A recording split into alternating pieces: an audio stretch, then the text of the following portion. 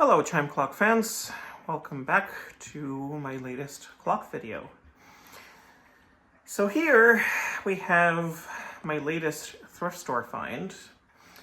This is a quite large Smiths Enfield Westminster chiming mantel clock, manufactured based on the numbers on the back of the movement in 1951.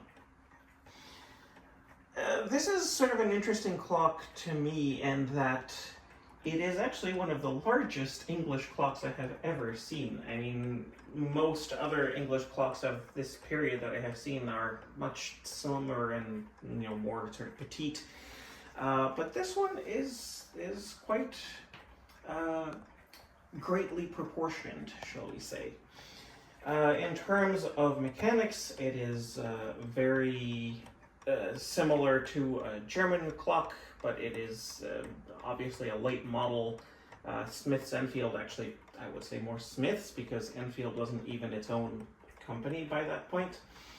And it has the usual quarter chimes and a number of strikes at the top of the hour. It has a very pleasant, brilliant sound, and I hope you enjoy it.